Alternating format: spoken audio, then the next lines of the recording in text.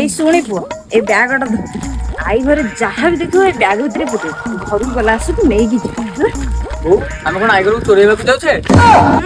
ମାମୁଁ ତ ସବୁ ଖାଉଛି ଆମକୁ କଣ ବା ଦଉଛନ୍ତି ବା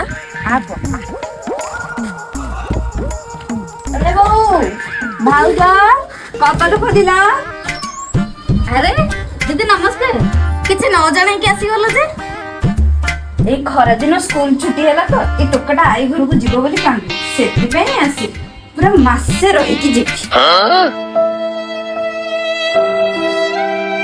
ବୋଉଲ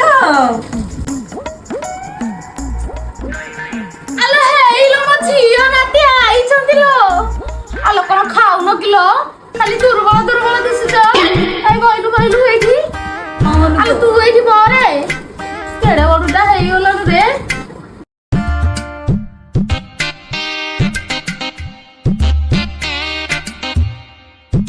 ମାମୁଁ ନମସ୍କାର।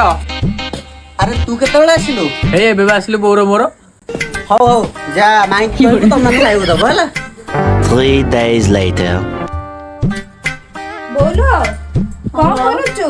ଚାଉଳ ରଖିଛି ଆଉ କଣ କରିବି?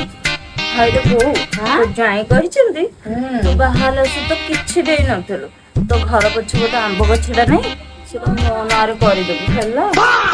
ଆଉ ଶୁଣୁନୁ ବୋଉ ତୋ ବୋହୁ ଯୋଉ ବାହାହେଲା ସୋରିଷ ହଳଦୀ ମତେ ଗଲା ଆସିକୁ ଦେଇଦେବୁ। ତମର କିଏ ଖାଇବ କହିଲୁ? ସର୍ବସ୍ୱ ନେଇ ନେଇ ତ ମୁଁ ଘରେ ପୁରା କଳକନା ବୁଲେଇ ସାରିଲାଣି। ଆହୁରି କହୁଛି ସବୁ ନେଇଯିବ। 4 to 6 weeks later. ଭାଉଜ ବୋଉ ଆମେ ଆସୁଛୁ। ନ ନିଲ ଅଣ୍ଟା ଭାଙ୍ଗିଯିବ। ପିଲାଟାକୁ ନେଇକି ଭଲରେ ଭଲରେ ଯିବୁ। ଦିଦି ଆମ ଘରଟା ଖାଲି କଣ ଖାଲି ଖାଲି ଲାଗୁଛି? ଏ ବ୍ୟାଗ ଗୁଡା କଣ ଖାଲି ଭାରି ଭାରି ଦେଖା ହଉଛି? କଣ ଅଛି କି ସେ ବ୍ୟାଗରେ? ନେଇନୁ ନା ତମ ଘରୁ କିଛି ଖାଲି ଶାଢୀ ଗୁରାକ ଆସିଲେ ବସିଲେ ଯିବା।